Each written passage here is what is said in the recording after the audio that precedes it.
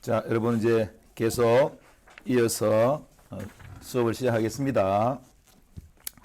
2장 기도와 하나님 찬양으로 가겠습니다. 2장 기도와 찬양으로.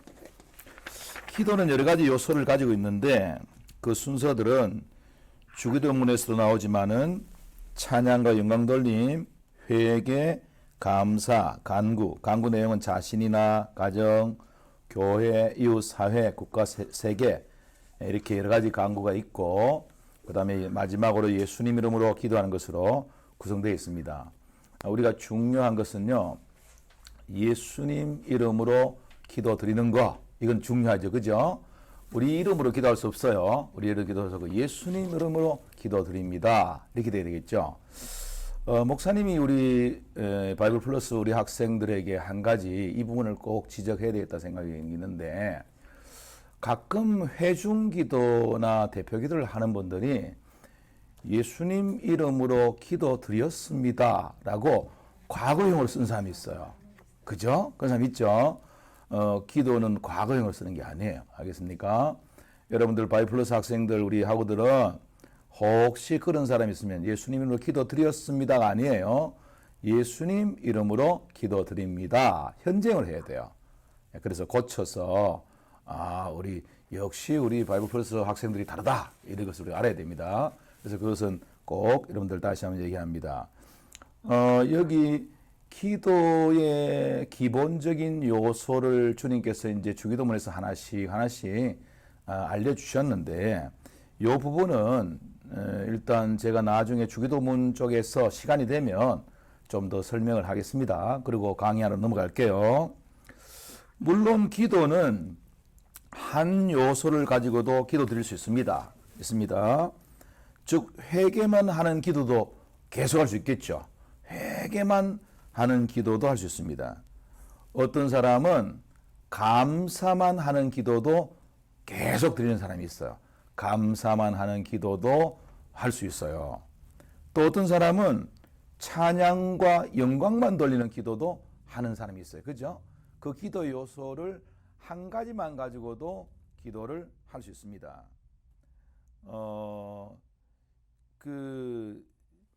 제가 한 가지 한번 여러분들에게 이런 제안을 해보고 싶은데요. 어떤 데는 기도를 드리려고 하는데도 저 뒤에도 나오겠지만은, 기도를 처음 하는 어린아이들이나 기도를 배워야 될 중학생, 고등학생이나 막 이런 아이들이, 초신자 같은 들이 기도를 하고 싶은데 잘 모른단 말이죠. 그죠? 그럴 때 어떻게 하면 좋을까? 제가 예를 하나 든다면, 어떤 선교사님이 어린 자녀가 아빠, 나도 예수님께 하나님께 기도하고 싶은데 기도를 잘 못해. 어떻게 기도할까? 그렇게 했을 때 그 선교사 그 아버지가 자녀에게 이 얘기를 제안했어요. 자녀에게, 아들아, 이렇게 기도해라. 주여, 나를 불쌍히 여겨 주옵소서. 이렇게 기도해라. 주여, 그 한마디만 해봐라. 그렇게 가르쳐줬어요. 근데 그 어린아이가 주여 나를 불쌍히 여기소서, 이것은요, 중세 시대 때 라틴어에서 키리에 엘레이손이라는 그 중요한 기도문의 한 구절이에요. 키리에 엘레이손이라는 라틴어 구절의 한 구절이거든요. 이것은 중세 수도원에서 많이 드려졌던 기도의 한 구절 기도예요. 한 구절 기도거든요. 그래서 이것은 회개와 함께 주의 긍휼을 구하는 거거든요. 그래서 그 어린아이가 아버지의 말을 듣고 어린아이가 초저녁에 기도를 시작했어요. 주여, 나를 불쌍히 여기 주옵소서. 이것은 우리가 공간복음들 마태마가 누가 또 사복음까지도 나오지만은 보면 예수님께 나온 사람들이 뭐 병고침을 받기 위해서든지 나온 사람들이 그들이 했던 말이에요. 주여, 나를 불쌍히 여기소서, 그거거든요. 그래서 그 아이가, 그 선교사님 자녀 아이가 그 기도를 하기 시작했는데, 밤에 그 아이가 그 기도를 가지고 밤새도록 기도하는 거예요. 밤새도록 기도하는 거예요. 하나님 그 한 구절의 기도를 가지고도 하나님은 그 기도를 하게 하시고 또 기도의 능력을 부어주셨다는 거예요. 그래서 우리는 가끔 아이들, 뭐 우리가 가르치는 아이들, 초등학생이든 중학생이든 고등학생이든 청년까지도 그런 데 있어요. 교회 나오긴 나오는데 기도할 줄 몰라요, 나는요. 만약 우리가 수련회를 간다, 또 머리 간다 했는데 기도원을 간다 할 때, 그럼 이 한 구절만 가지고 기도해봐라.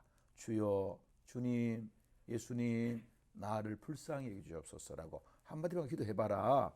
그 기도 한 구절도 그들에게 기도의 놀라운 능력들을 가져오게 한다는 거죠. 그죠? 그래서 우리는 기도의 그 요소를 다 갖추어서 주기도문처럼 기도 드리는 것도 귀하지만은 때로는 한 개만 가지고 기도해도 우리는 그것도 된다. 그 기도가 된다라는 것을 얘기하는 거죠. 그래서 우리가 제일 우선되고 빠지지 말아야 하는 것이 있다면 기본 기도의 첫 번째 요소인 찬양과 영광 돌림, 이것은 우리가 우선되고 빠지지 않아야 됩니다. 하나님께서 우리 인생을 창조하신 것도 하나님을 찬양하고 하기 위해서 창조하셨어요. 이사야 43장 21절에 이 백성은 나를 위해서 지었는데 나의 찬송을 부르게 하기 위한 했지 않습니까? 하나님 우리 창조하신 것도 우리를 통해서 하나님을 찬양하게 하기 위한 거예요. 이거 세상에 새들도 산들도 나무도 모든 하나님 만드신 피조물도 하나님을 찬양하는데 우리가 하나님 백성이 찬양하면 돌들이 찬양해야 됩니까? 우리가 찬양을 드려야 되겠죠. 하나님 찬양하기 위한 그 찬양을 하나님께 드리고 영광 돌리는 걸 하는데 또 우리가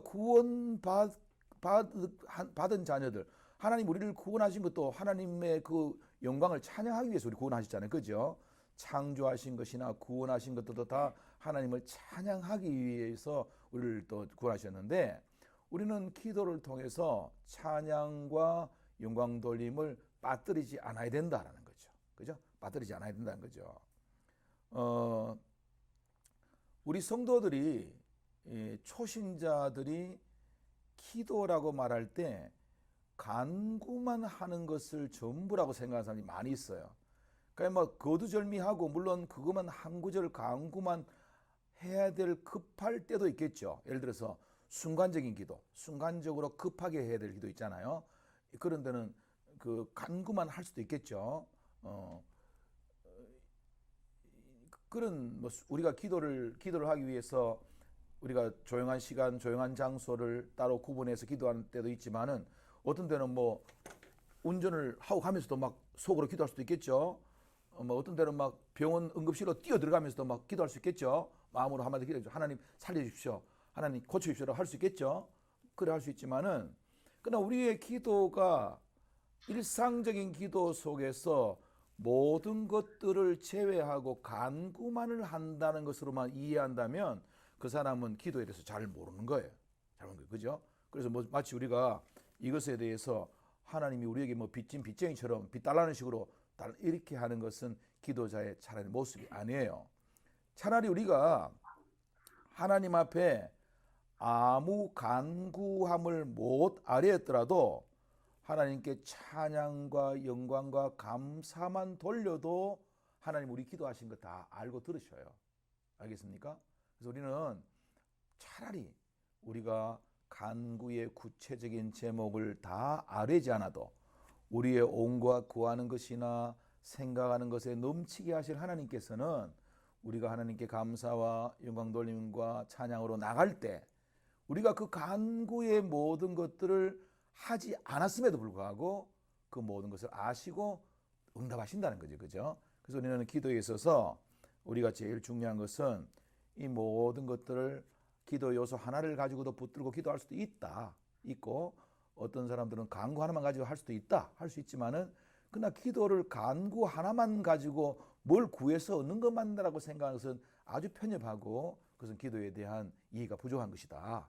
오히려 우리가 하나님께 감사와 찬양과 영광을 돌리고 간구의 시간이 없었더라도 하나님은 더 알고 응답하시는 하나님이시다. 우리가 이것을 알아야 한다는 거죠. 그죠? 자, 그 다음에 찬양의 내용을 보면요. 우리가 찬양의 내용은 뭐냐 하면 하나님의 거룩한 이름으로 인해서 찬양을 드려야 됩니다. 하나님의 이름, 성호, 하나님의 이름으로 인해서요. 성경의 구약에 보면 하나님의 이름들 여러분들 공부하고도 많이 나오지만 하나님의 이름은 많이 나오잖아요. 언약에 관련해서 여호와 하나님도 나오고 전지전능하신 하나님, 살아계신 하나님, 뭐 영광의 하나님 많이 나오잖아요. 그죠?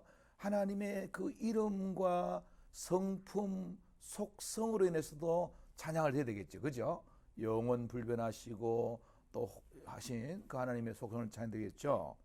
또 하나님의 행하신 일들, 구원 사역들, 구원 역사들을 통해서도 하나님이 행하신 수많은 구원의 이 사역들, 성경에 나온 것뿐만 아니라 내 개인의 삶에도 행하셨던 구원의 역사들, 그죠?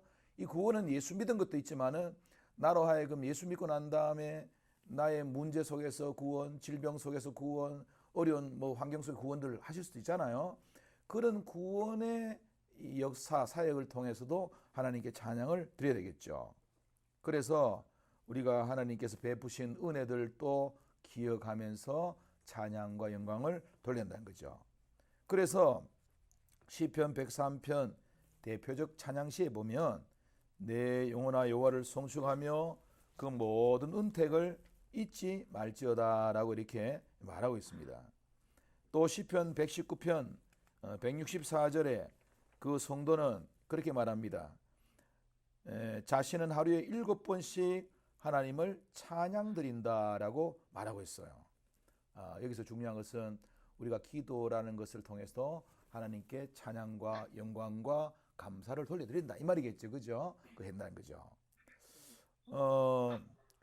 우리가 하나님께 찬양과 영광을 돌려드릴 때 먼저는 우리 안에 모든 염려와 근심이 물러가는 대신에 주님 주시는 평안과 기쁨을 소유하게 되고 감사가 넘치게 되며 성도를 성화시키는 역사를 나타냅니다. 여기 좀 중요한 내용을 많이 적어놨는데 말이죠. 우리가 찬양을 드릴 때 첫 번째는 주님이 주시는 평안과 기쁨을 소유해요. 우리가 이 기쁨은 세상이 주는 기쁨이 아니고 하늘로부터 오는 기쁨이에요. 알겠습니까? 주님 주시는 기쁨은요.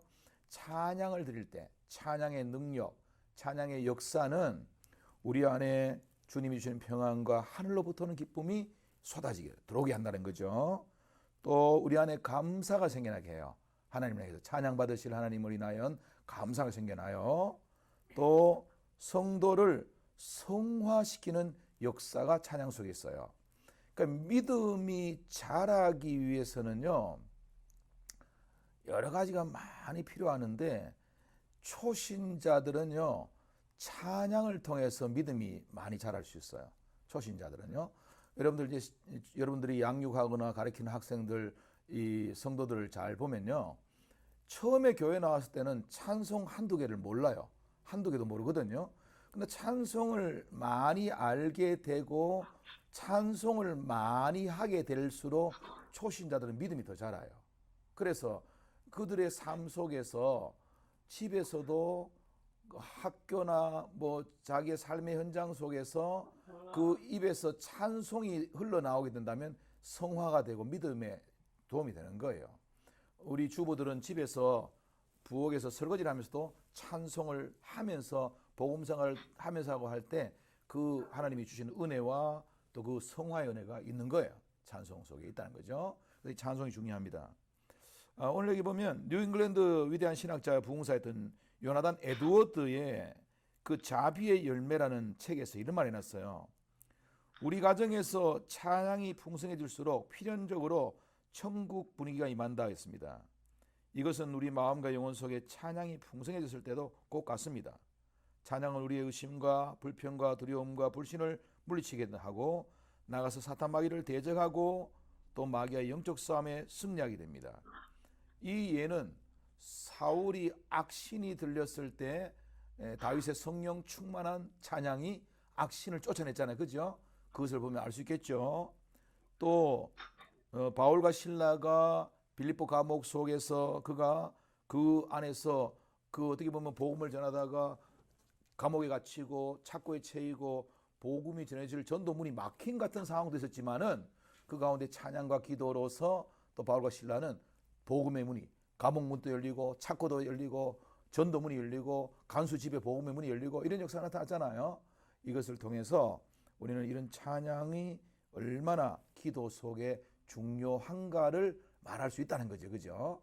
자, 그래서 어떤 성도는 마귀는 찬양 듣는 것도 증오하지만 단 한 줄도 찬양할 줄 모른다. 이렇게 얘기했어요. 마귀는 찬양할지도 몰라요. 그렇죠? 마귀는 찬양 듣는 것도 막 싫어해. 막 그 싫어하지만은. 그래서 그 우리가 아는 유명한 종교개혁자 루트가 종교개혁의 그 기치를 들고 말씀과 함께 또 찬송을 가지고 종교개혁을 했잖아요. 그 당시에. 그죠? 그 찬양이 바로 내주는 강한 성이잖아요. 내주는 강한 성. 내주는 강한 성 그 찬양을 가지고 종교개혁의 노래잖아요. 그죠? 내주는. 그래서 마귀를 물리치는 마귀의 경관진을 부수는 찬양의 능력도 이 속에 있다는 거죠. 기도 속에 있다는 거죠. 그죠? 자, 그럼 여기서 우리가 왜 이 기도의 요소 속에 찬양과 영광돌림과 감사도 있지만은 내가 왜 이 얘기를 하는가를 마지막에 요약해 놨어요. 혹자는 기도는 영혼의 호흡이란 말과 함께 찬양은 곡조가 있는 기도라고도 해요. 곡조가 있는 기도라고 해요. 기도를 드린 것도 쉽지 않지만은 찬양 드린 것도 쉽지 않지만은 성령님께서는 우리 성도들의 기도와 찬양 그리고 연약함을 도와주시는데요. 그래서 우리가 기도로 나가며 찬양 드리기 원할 때 자신의 냉랭한 마음과 게으름을 도와주시기를 성령님께 구해야 합니다.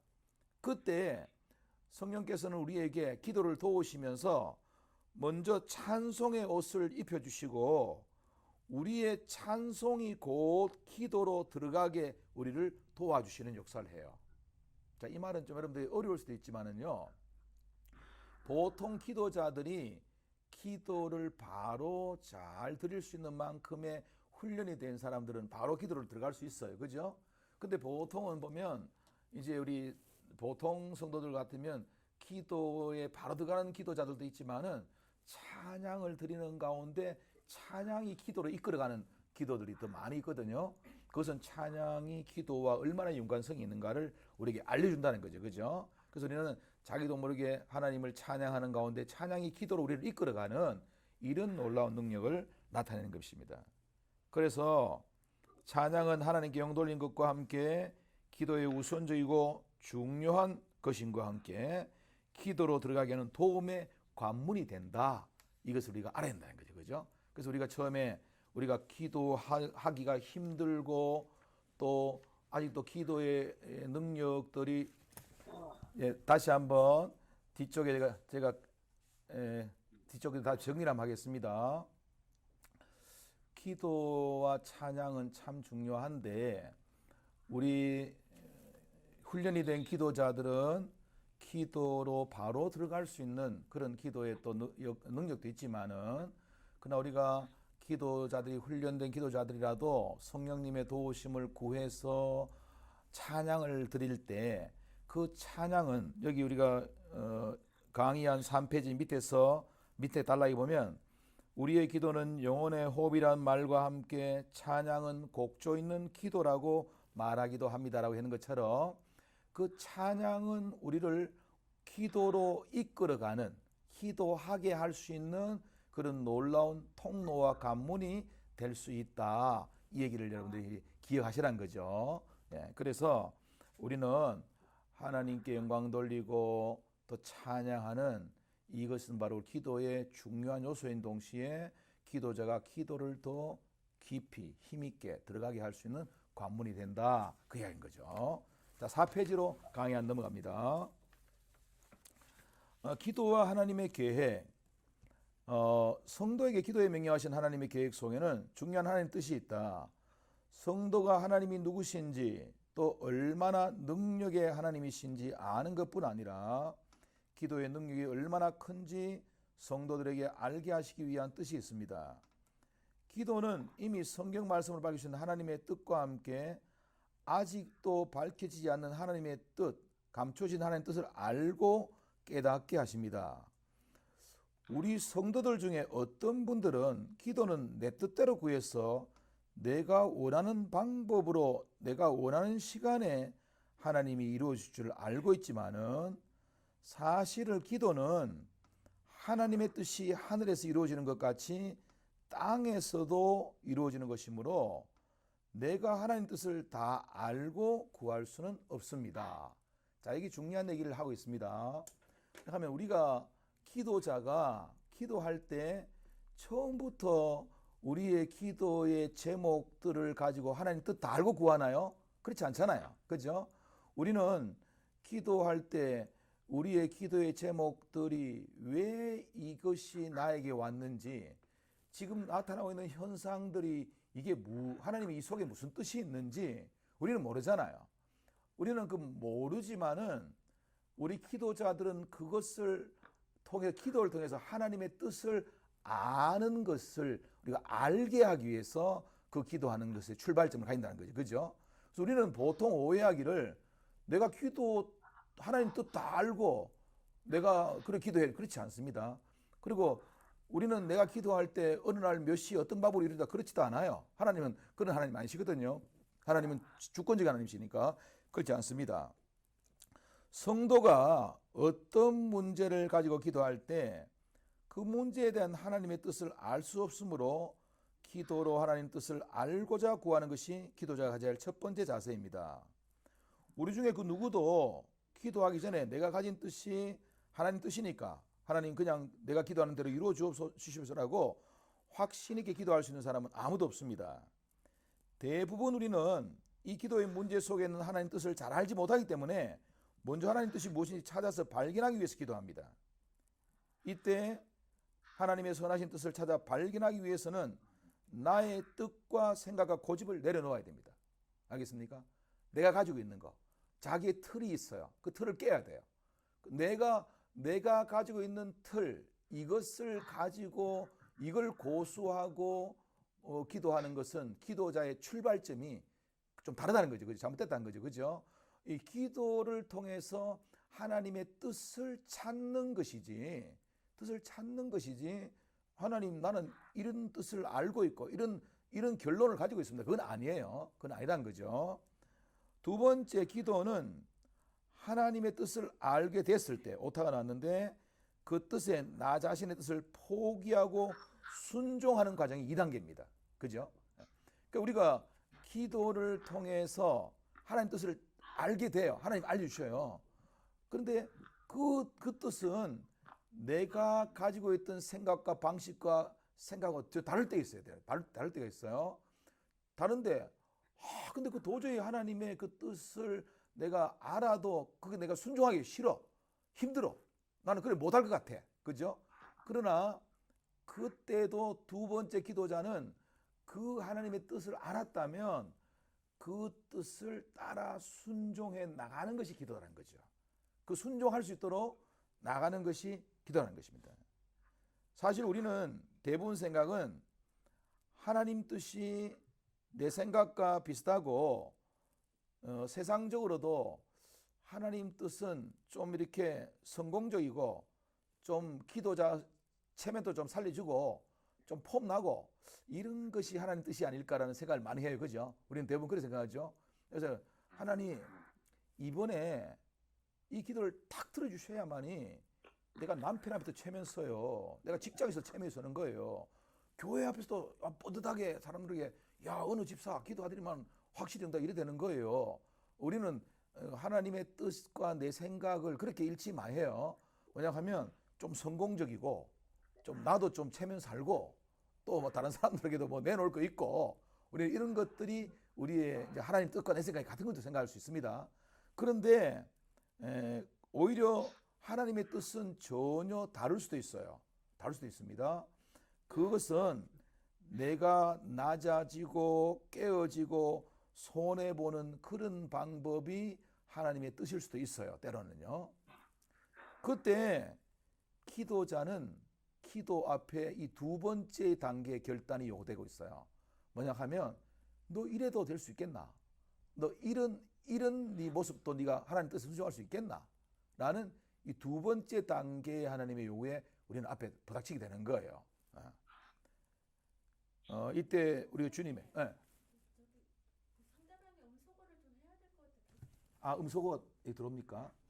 근데 지금 다 음소거 되어 있는데 음소거를 해도 되나? 아니 그쪽에 음소거를 해주셔야 되는데 지금 계속 그쪽에 소리 나는 거. 계속 나서 집중이 안 되는. 그래요. 여기 혹시 음소거를 안 하신 분들은 음소거를 좀 해주세요. 네, 다 했는 것 같아요. 자, 그래서 두 번째 단계는 그 기도의 하나님의 뜻은 내 생각하고 안 같다는 거죠. 안 같아도 내가 거기에 순종할 수 있느냐, 이 단계까지 나가는 거예요. 이거는 예수님의 겟세마네 기도 모습에서 아버지여 내 뜻대로 마시고 아버지의 뜻대로 이루시길 원합니다라는 그런 순종의 모습으로 나가는 거죠. 이게 기도라는 거죠. 즉 기도는 나 자신이 발견된 하나님의 뜻에 나를 복종시키는 과정, 이게 중요합니다. 하나님은 우리의 기도를 무시하시지는 않으시지만은 우리보다 더 높고 선하신 하나님 뜻을 따라서 주권적으로, 주도권이 하나님께 있다는 말이죠. 주권적으로 이루어 가십니다.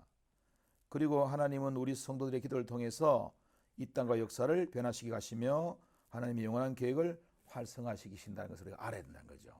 그래서 우리가 이것을 기도자는 알고 기도로 나아가야 된다는 거죠. 우리 가운데 누구도 기도자가 기도하기 전에 하나님 뜻과 계획, 섭리 다 알고 있다는 사람 아무도 없어요. 그죠? 우리는 기도를 잘하 하나님 뜻을 발견한다는 거죠. 자, 2부로 넘어갑니다. 2부 왜 기도해야 되나? 4장으로 넘어갑니다. 4장 기도는 먼저 우리를 변화시킨다. 기도는 하나님과 교제라고 한다. 하나님께서 그의 자녀들에게 모든 좋은 것들을 응답을 가지고 계심에도 불구하고 또 구하기 전에 있어야 할 것을 다 하신 하나님이신데도 우리 성도들이 하나님께 나아가서 구할 때까지 그것을 가지고 계시며 또 구할 때마다 그것을 주시는 이유가 무엇일까요? 그 이유는 두 가지인데, 첫 번째는 하나님이 그 자녀들과 만나서 먼저 교제하시기를 원하시는 하나님의 뜻이 첫 번째 이유예요. 교제하시기를 원하는 거.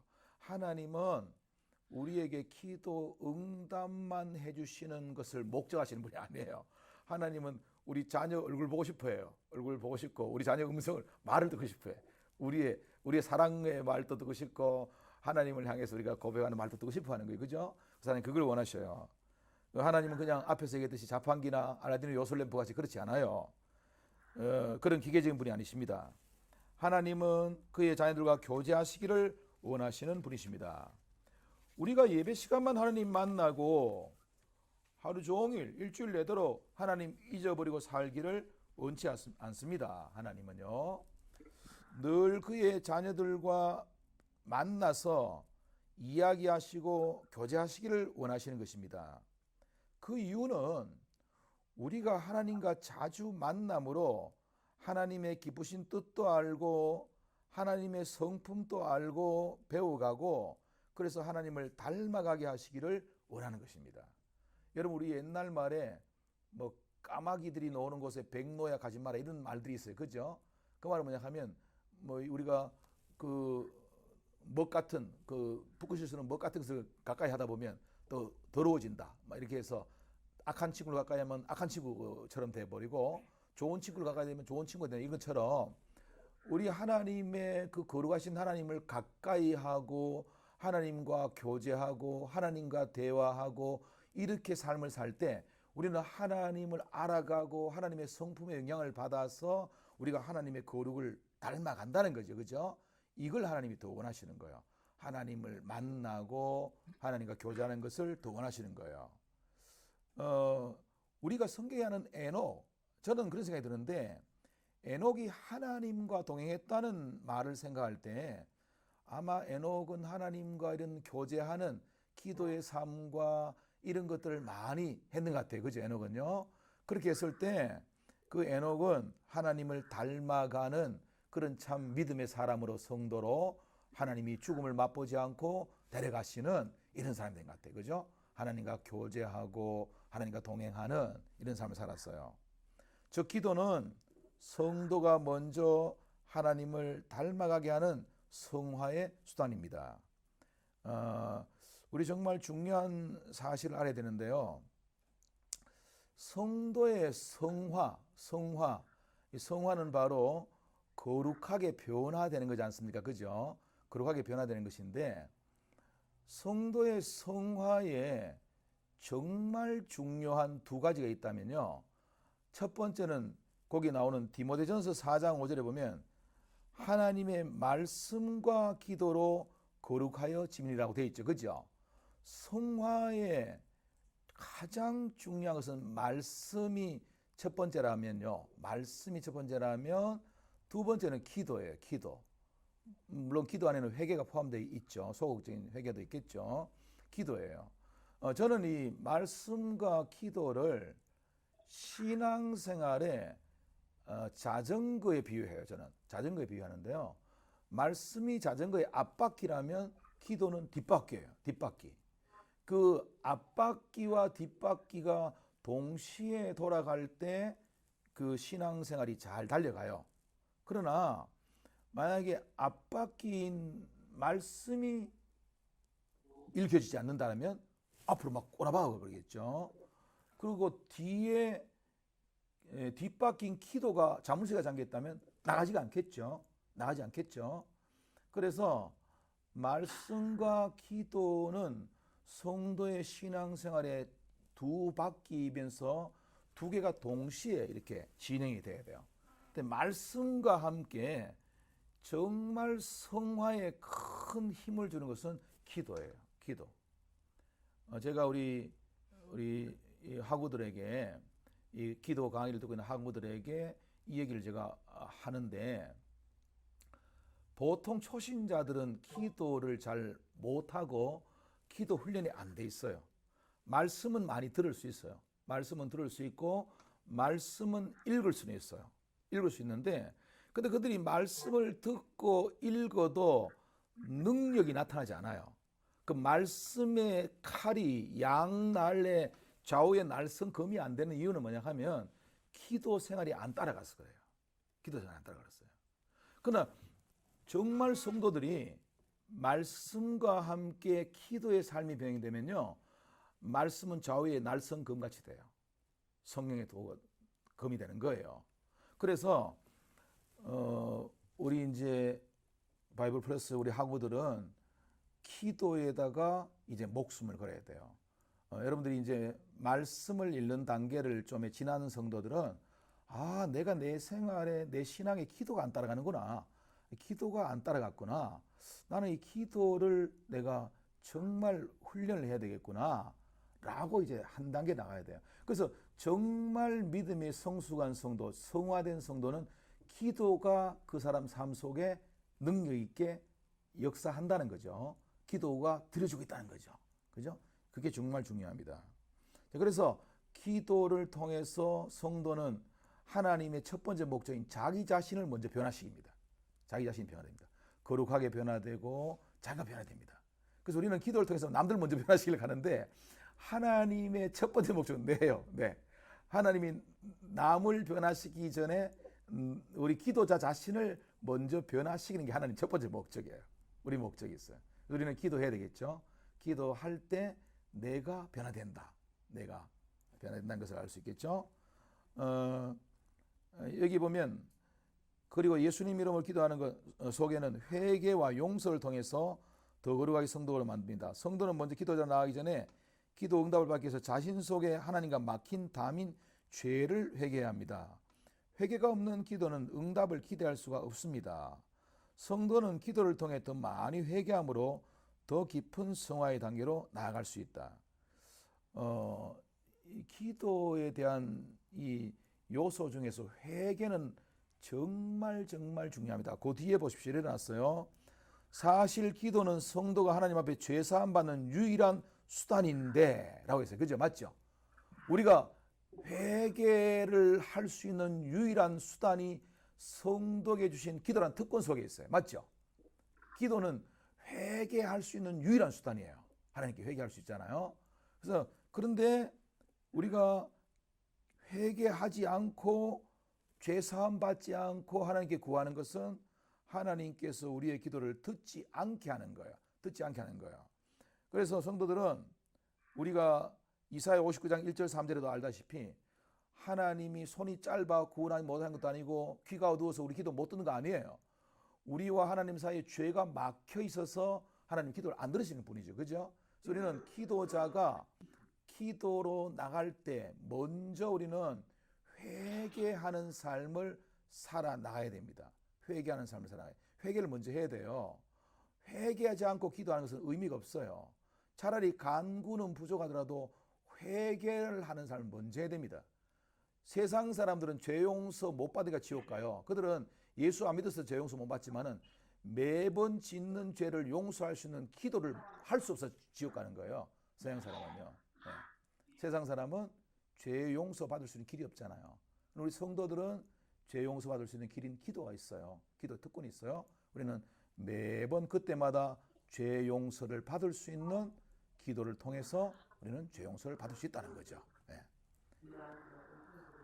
자, 그 다음에 우리는 기도를 통해서 성령의 능력을 입을 때 비로소 우리는 주님의 사랑으로 하나님의 용서를 할 수 있습니다. 우리가 나도 주님 앞에 용서받지만은요, 내가 그 사람을 상대를 사랑할 수 있고 용서할 수 있는 능력도 내가 입을 수 있는 거예요. 내가 입을 수 있는 거죠. 그래서 우리는 기도를 통해서 내 죄 용서도 할 수 있고 타인이 나에게 지은 죄도 용서할 수 있는 능력을 입을 수 있어요. 이 용서의 능력은요, 기도의 힘을 통하지 않고는 할 수가 없어요. 용서할 수 없어요. 그래서 우리는 주기도문에 마태복음 6장 12절에 나오듯이 우리가 우리에게 죄 지은 자를 사하여 준 우리 죄를 사하여 주옵시고 말했듯이 기도는 우리가 하나님의 용서의 능력을 배우게 되고 성도를 더 성화시켜 나간다는 거죠. 더 성화시켜 나간다는 거죠. 자, 그러면서 기도는 기도의 응답을 체험한 성도로 하여금 더 능력 있는 그리스도인으로 만듭니다. 말씀을 붙들고 기도해서 기도 응답을 받음으로 말씀에 대한 확신을 가지게 해주고 또 기도로 하나님의 보호를 체험하게 되므로 보호에 대한 확신, 또 응답의 체험으로 응답에 대한 확신, 신앙생활의 승리를 맛보게 되므로 승리에 대한 확신을 체험하게 해가지고 더욱더 담대한 기도의 사람으로 만들어주고 있습니다. 만들어갑니다. 자, 지금 혹시 지금 여러분들 강의를 듣고 있는 여러분들 어떻게 뭐 다른 질문이 있으면 질문을 받겠습니다. 목사님, 네. 윤인호 집사님이라고. 예, 윤희호 집사님. 네. 윤인호 집사님이 예. 음소거를 안 해서 계속 소리가 들어오는데 좀 부탁드리겠습니다. 아, 그럴까요? 윤희호 집사님요. 예. 한번 봅시다. 윤희호 집사님. 윤희호 집사님.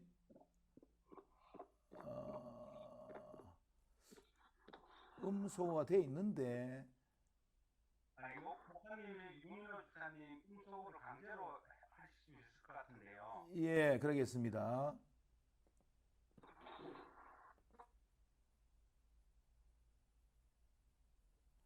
윤호 집사님. 예, 강제 소거됐습니다. 됐습니까? 예.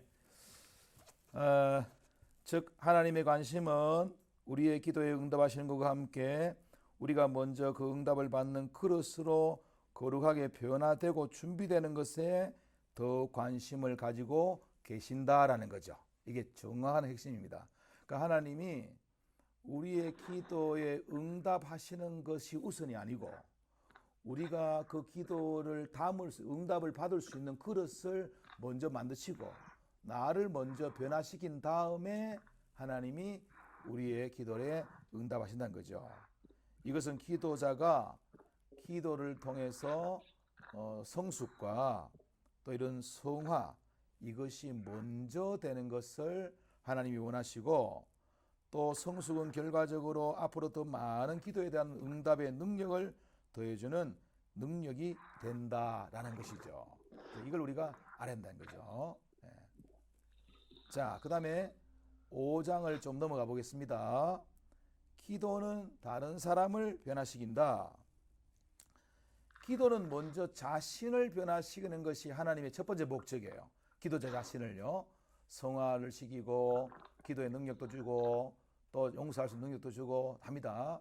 근데 기도는 다른 사람 변화시킵니다. 성도의 기도는 1차적으로 자신 변화를 시키는 목적을 넘어서 다른 사람들을 변화시키게 합니다. 믿음이 약한 성도들 믿음을 세워주고 여러분 여러분이 가르치는 학생이나 여러분의 그 구역원들이나 팀들에 보면 기도를 못하는 분들이 있어요. 초신자들 못하는 분들이 있어요. 그들에게 기도자는 기도를 드림으로써 그들에게 기도의 힘을, 기도의 능력을 그들에게도 전달해 줄 수 있습니다. 우리가 가끔 묵상 기도보다는 통성 기도를 할 때 있잖아요. 통성도 하죠. 통성 기도를 할 때는 기도를 드리지 못하는 사람들이 그 옆에 기도자들의 기도에 도움을 받아서 그들도 기도의 입이 열릴 수 있도록 도와줄 수 있는 기도가 통성 기도예요. 그리고 여러분들이 이제 아마 청년기 때나 또 우리 어른이 돼서 수련회나 뭐 부흥회 때도 해봤지만은 또 이렇게 그룹 기도를 할 때 있지 않습니까? 그룹 기도할 때 있죠. 뭐 서로 이렇게 손을 잡고 기도한다든지 아니면 두 사람이 서로 대면에서 손을 맞잡고 기도한다든지 이런 기도의 형식들은 기도자가 기도할 수 있는 기도자가 기도를 모르는 사람과 기도에 약한 사람들에게 기도의 입을 열고 기도의 능력을 그들에게 전달할 수 있는 그들도 기도자로 세울 수 있는 이런 모습이 있다는 거죠. 다른 사람을 변화시킬 수 있다는 거죠. 그죠? 그래서 여러분들은 교회 안에서 기도를 아직도 잘 못하는 초신자들을 여러분들이 그런 배를 해줘야 돼요. 그들은 입을 잘 못 열어요. 기도에 입이 안 열려요. 이것은 교회 나온 사람이 첫 번째 찬송에 입 안 열린 거랑 똑같아요. 여러분들이 지금 주일날 회중 예배 때 찬송이 이렇게 힘있게 들어지는 게 그냥 되는 게 아니에요. 그 찬송을 배우는 것도 중요하지만 찬송이 힘있게 들어지는 것도 하나님이 은혜를 주셨기 때문에 믿음이 자라기 때문에 힘있게 들어지는 것이고요. 그들이 그 대표 기도를 할 때도 안 와버리는 이유가 뭐 집사가 돼도 안 와버리는 이유가 기도를 못해서 그래요. 기도를 못해요. 그러니까 그런 사람들에게 먼저 기도에 대해서 훈련이 되고 기도에 또 믿음이 자란 사람들은 그들 변화시킬 수 있는 기도의 능력과 기도의 사람 변화시킬 수 있는 기도로 도와줘야 한다는 거죠. 그죠? 하나님 그에게 기도의 입을 열어주시고 기도의 능력 주십시오라고 할 수 있겠죠. 또 기도는 원수도 변화시킵니다. 원수도 변화시킵니다. 시편 109편 4절에 보면 그 원수들은 우리를 끝까지 대적하지만은 나는 기도할 것뿐이다라고 했잖아. 그죠? 우리는 기도할 때 원수를 변화시킵니다. 성도들이 감사를 느낄 때가 언제냐 하면요. 물론 뭐 여러분의 담임 목사님들은 여러분들 뒤에서 다 기도하고 있어요. 여러분 자녀, 손자가 다 기도하고 있어요. 하고 있는데 성도들이 감사를 느낄 때 뭐냐 하면 어떤 뭐 성도가 자기를 위해서 기도하고 있다는 사실을 들었을 때 제일 감사해요. 나는 우리 구역장만, 우리 권사님만 내를 위해 기도한 줄 알았는데 그 성도가 나를 위해 기도하고 있다는 걸 자기가 알게 돼요. 그러면 정말 감사해요. 이 기도는 그 사람과 교제를 할 수 있는 가장 좋은 방법이거든요. 성도가요. 교제할 수 있는 좋은 방법이거든요. 물론 그 사람 만나가 커피 마시는 것도 교제할 수 있지만은 내가 그 사람에서 기도하는 것만큼 좋은 교제의 문을 여는 게 없잖아요. 그래서 우리 복음성가에도 보면 누군가 널 위해 기도하네 라는 그런 복음성가 있잖아요. 그죠? 이처럼 우리가 어떤 사람을 위해서 기도하는 것은 그것이 나와 이렇게 별로 안 친한 사람이라도 나아가서도 원수라도 그들을 변화시킬 수 있는 놀라운 역사가 있다. 남을 변화시킨다는 거죠. 또 기도하지 못한 사람을 기도의 사람으로 세웁니다. 사무엘의 어머니 한나도 기도하는 사람으로서 아들도 기도의 위대한 기도의 인물로 세웠잖아요. 그죠? 사무엘을 또 이들을 세웠지 않습니까? 나아가서 불신 가족과 가정과 교회, 사회, 국가, 온 세계를 변화시키는 그런 놀라운 역사를 나타낸다는 거죠. 모세의 기도는 광야에서 이스라엘 백성들의 실패를 회복시켰고 나라와 민족을 위한 에레미야의 기도, 에스겔 기도, 다니엘 기도, 느헤미야의 기도는 진노 가운데 다시금 하나님의 회복을 가져오게 했고 우리의 영원한 중보자이신 예수님의 기도와 우리 안의 기도를 도우시는 성령의 능력이 이 모든 것이 가능하게 하는 원천이다라는 것입니다. 자, 제가 여기 한 가지 여러분에게 한번 또 제안을 드리고 오늘 강의를 이제 정리하고 질문을 받으려고 하건데요. 거기 마지막에 보십시오. 우리가 오해하지 말아야 하는 것이 하나 있는데 우리가 타인을 위하여 기도할 때 종종 중보기도한다, 중보기도한다는 말을 써요. 교회에서 기도자들이 쓰기도 하고 혹은 교역자들도 이 말을 쓰는 사람도 있기도 있어요. 혹은요 있어요. 그런데 그것은 성경에 합당하지가 않습니다. 중보기도한다는 말은 합당하지 않습니다. 왜냐하면요, 먼저는 하나님과 우리 인간 사이에 유일한 중보자는 오직 예수님 한 분밖에 없어요. 예수님 한 분밖에 없어요. 주님만이 하나님과 우리 사이의 유일한 중보자시고 중보 기도를 들을 수 있는 분이세요. 지금부터 하나님 보좌 우편에서 하나님과 우리 사이에 기도하시는 주님의 기도만이 중보의 기도라고 저는 생각하고 있어요. 이것은 우리 교단 안에 많은 목사님들이 이 부분을 다 이렇게 얘기합니다. 두 번째는 중보 기도란 대신의 말이 디모데전서 2장 1절에 나와요. 중보 기도란 말을 대신 쓸 수 있는 말이 나와요. 거기 보면 우리가 성도가 기도해야 될 것을 자신과 타인을 위한 기도를 말할 때 도고란 말이 나와요. 도고. 디모데전서 2장 1절에 도고. 타인을 위한 성도의 기도를 도고라고 얘기해요. 도고. 이것은 분명히 다른 말로 성경에 나오고 있어요. 남을 위해 기도한다. 이렇게 돼 있어요. 그래서 그럼 목사님 중보적 기도라고 그래 이제 중보적이라는 말로 쓰긴 쓰더라고요. 그 중보적이라는 말을 넣는 말에 대해서 내가 뭐 의의를 제기를 안 하겠는데 그 중보적이라는 말을 요즘에 누가 이제 바꿔 쓰자 이렇게 하더라고요. 중보기도라는 말을 쓰지 말자. 중보적 기도한다 이렇게 하는 거죠. 그래서 중보를 위한 뭐 이런 뜻인지 모르겠는데 그것도 사실은 제가 은밀히 선명하지는 않아가지고 그래서 내가 이 부분에 대해서 중보기도라는 말은 쓰지 않는 게 맞다. 이걸 내가 이제 제안을 하는 거죠. 그래서 도고라는 것은 남을 위한 기도, 도고가 있다는 거죠. 그죠? 자, 그런 것들 우리가 알아야 된다. 이걸 제가 여러분에게 얘기하고 싶습니다. 자, 이제 한 몇 분 남았는데 우리 학우들 혹시 강의 진행에 있어서 질문이 있으면 질문을 받는 시간 가지겠습니다. 목사님, 네, 장로님. 예, 도고라는 말은 우리 말입니까? 어디에서 온 말입니까? 아마 우리 한글 표현으로 옛날에 우리 어른들이 이 말을 썼는데요. 한글 표현으로.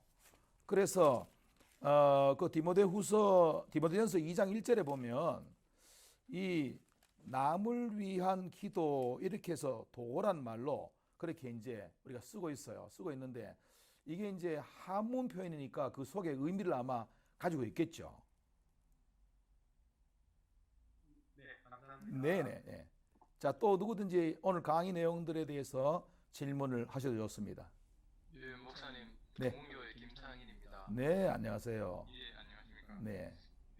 왜 우리 교회에서 보면 대표 기도를 이렇게 보통 장로님들이 이렇게 드리지 않습니까? 예, 예. 근데 이렇게 성경 말씀을 어디를 읽어봐도 초대교회나 뭐 성도들이 대표 기도를 드렸다 이런 언급은 없는 것 같은데, 그래서 어떤 분들은 우리 현재 교회에서 대표 기도가 좀 비성경적인 부분은 없지 않겠나 이렇게 지적하시는 분들도 계신데 목사님 의견은 어떠십니까? 예, 저는 이제 그 대표 기도라는 것에 대해서 예배의 그 순서로서 예배 안에 있는 그 모든 순서로서 이제 그 예배의 기도가 들어간다라는 것인데 또 이제 사실은 이제 그 예배의 순서들 중에 보면 목회 기도라는 예배 그 순서가 있어요. 그 우리가 보는 교회 예식서 이런 거 있잖아요. 그죠? 그 속에 보면 목회 기도라고 있는데 그 목회 기도를 목회자가 기도를 드릴 수 있지만은 또 이제 그것을 회중 중에서 기도자를 세워서도 또 기도할 수도 있거든요. 그래서 뭐 우리 교회가 하는 이런 대표자를 세워서 하는 기도, 그런 기도는 뭐 성경에 위배되거나 뭐 그렇지는 않습니다. 왜냐하면 뭐 초대교회 때도 보면 이제 그 회중들이 기도하는 가운데서 대표자들이 또 기도하는 것들 나오고 있거든요. 초대교회도요. 예, 그래서 그거에 대해서는 우리가 예배의 한 순서로서도 기도가 드려져도 되고 또 목회 기도적인 차원에서도 기도가 드려진다라는 것을 이렇게 이해하고 싶습니다. 예, 알겠습니다. 네, 감사합니다. 또 질문 있으면 하십시오. 예, 목사님, 한마음교회 강덕희입니다. 네, 감사합니다. 안녕하세요. 예, 그 아까 초기에 기도의 응답은 하나님 주권 아래 있다 그랬거든요. 네. 그런데 이제 그 예수님께서 여러 가지 말씀하시면서 기도하는 것은 반드시 응답받는다는 약속의 말씀을 참 많이 하셨거든요. 예. 그럼 이 둘 사이를 어떻게 해석을 해야 되는지요? 예. 그 이제 하나님이 이제 제가 이 강의 안에 저 뒤에 가보면 참고 자료라고 이제 제가 좀 이렇게 메모해 놓은 게 있어요. 강의 안 뒤쪽에 가보면 기도의 응답의 유형들에 대한 참고 자료를 좀 만들어 놨어요. 했는데 하나님은 기도에 대해서 먼저는 뜻이 주기도문에서처럼 뜻이 하늘에서 이루어진 것이 땅에서 이루어지는 하나님의 주권적인 결정으로 응답을 하신다는 것이 우선 원론적인 대답을 할 수 있는 것이고요. 두 번째는 그런다고 우리의 기도에 대해서 하나님이 전혀 하나님은 다 무시하시느냐, 그것에 대해서는 우리가 우리의 기도의 부분에 대해서도 하나님이 선하시게 생각한 부분들은 또한 그 하나님 또는 그 기도의 응답에 또 넣어주시는 부분들이 있어요. 예를 들어서 우리가 어떤 기도하는 목적을 응답을 못 받았다 하더라도 그 기도를 드리는 기도자가 하나님 앞에 자신이 은혜를 받고 또 믿음이 자라고 또 자신 속에 하나님 주시는 기쁨과 평안과 감사와 다른 하나님이 주시는 것들이 있다는 것들도 하나의 일종의 응답이거든요. 우리는 그 문제를 해결받다는 것에만 초점을 맞추는데 그걸 하나님의 기도의 모습은 문제를 해결되는 것도 있지만은 그 외적인 것이 더 많다는 거죠, 사실은요. 대답이 됐습니까?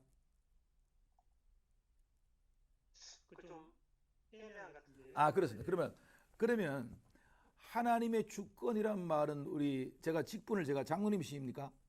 예. 장로님 그 하나님의 주권이란 말의 의미를 말할 때 하나님 마음대로 한다는 말로 한정시키지 말고 하나님의 뜻과 하나님의 섭리 그 모든 것에 위배되지 않은 범위에서 우리의 기도가 응답된다, 이렇게 이해하시면 어떻겠어요?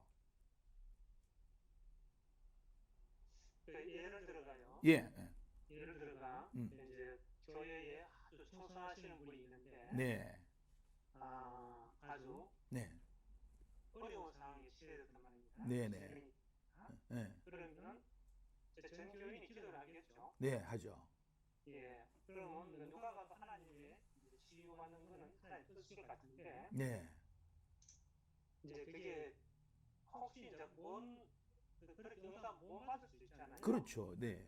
예. 그러면은 그게 또 주님께서는 이제 기도한 것은 반드시 받은 줄을 믿으라 말씀을 하시고. 네.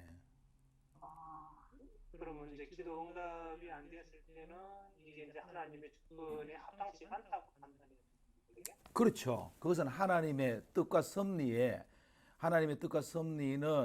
우리의 생각과 우리의 기도 제목하고 좀 달랐다라는 것을 인정해야 되죠. 그래서 우리가 사도 바울도 이제 살든지 죽든지라는 이제 고백도 사도 바울도 했는데, 우리가 생각하기에는 사는 것이, 치료받고 사는 것이 우리는 더 멋있고 폼나고 영광 돌린 것을 생각할 수 있지만은 또 하나님께서는 그 성도가 이 땅에서 너무 오래 고통당하지 않고 또 하나님의 나라에 데려가시는 것이, 또 그 고생과 수고를 그치게 하신 것이 하나님의 뜻일 수도 있거든요. 그래서 우리가 생각해, 제가 앞에도 그 말했지만은 우리는 하나님도 폼나고 나도 폼나고 나도 자존심 안 꺾이고 뭔가 다른 사람에게 뭐 내놓을 것도 있고 이런 것들이 우리가 기도의 응답이어야만 된다는 생각을 우리 가지지만은 사실은 그렇지 않을 수 있다는 거죠. 오히려 내가 더 자존심 상하고 체면 꾸기고 그래 하지만은 그게 하나님 그 속에 응답이 있을 수 있다는 거죠.